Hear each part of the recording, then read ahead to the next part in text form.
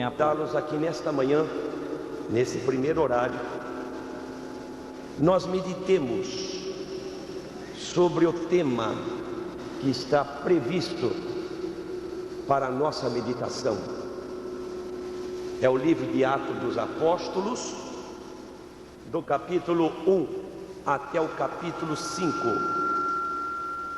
E certamente nesses dias em que nós estaremos aqui juntos, meditando sobre este tema tão importante, haveremos, meus irmãos, de receber da parte do Senhor, pelo seu Espírito, uma edificação muito grande para as nossas almas, porque eu creio que a direção deste congresso, quando pensou no livro de Atos dos Apóstolos, estava tendo em mente a necessidade da igreja voltar a sua atenção para a maneira como aqueles irmãos lá no passado trabalhavam para Jesus e o êxito que eles alcançaram da parte do Senhor.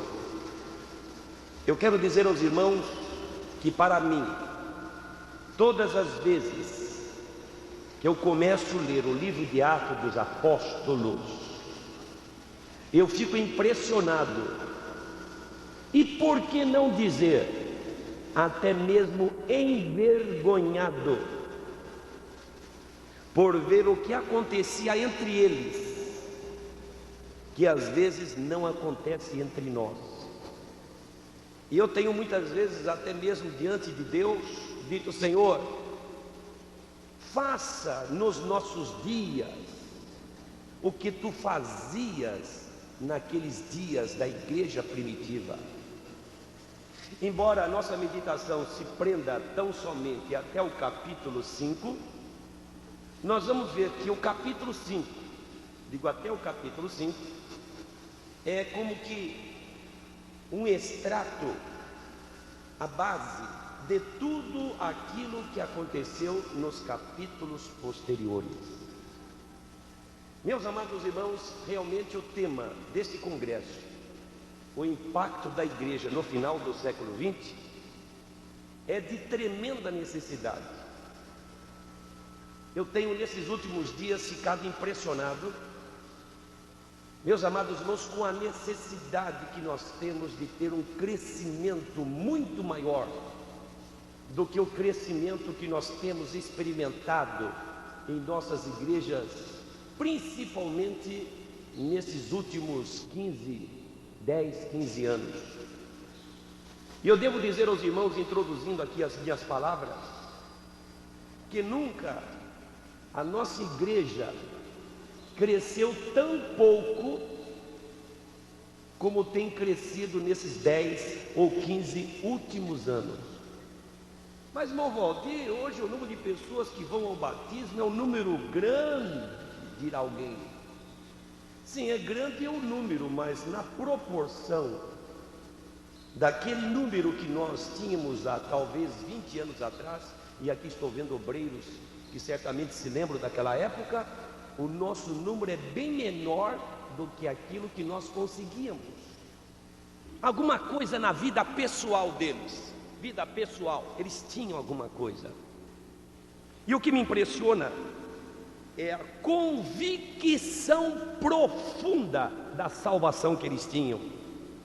Eles tinham salvação, meus, eles tinham convicção que eram salvos. Olha, quando nós lemos na Bíblia, eu vejo, meus irmãos, muitos exemplos. O tempo não vai permitir nós lermos todos esses trechos bíblicos que aqui estão. Alguns, por lapso de datilografia, parece que saiu trocado. Mas vamos às características. Primeira, convicção profunda da salvação, irmão. Sabe o que é que dá força para o crente? Sabe o que dá força para uma vida?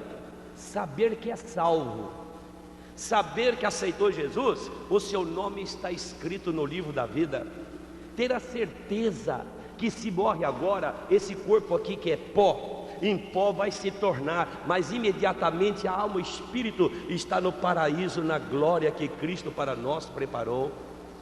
ter a certeza, meus irmãos, que tem a vida eterna, ter a certeza, meus irmãos, que tem esperança de estar na presença do Senhor.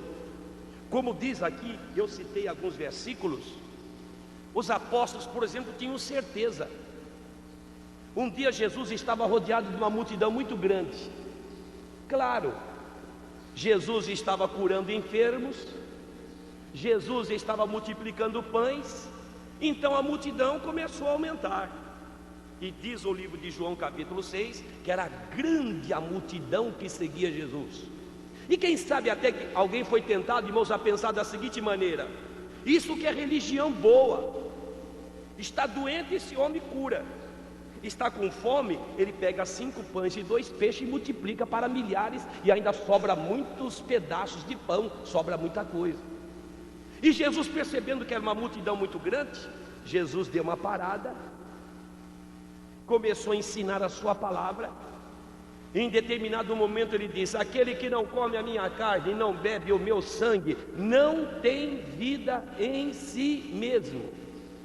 Alguém lá do meio da multidão, ouvindo esta palavra, disse: mas que duro discurso! Ou como diria alguém hoje, que pregação maçante, e eu vou embora. Outro diz: eu também. Outro diz: eu também, eu também, eu também, eu também. E a multidão foi embora. Ficou apenas um grupinho, irmãos, que a gente supõe tenha sido os 12. E aquele pequeno grupo que sobrou, Jesus lhes perguntou: e vós, quereis retirar-vos como os demais?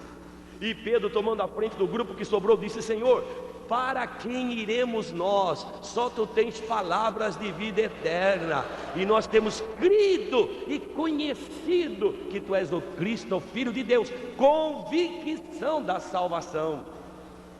Irmãos, quando o crente tem convicção da salvação, ele tem aquela vibração espiritual, ele tem aquela alegria, ele tem, meus irmãos, certeza.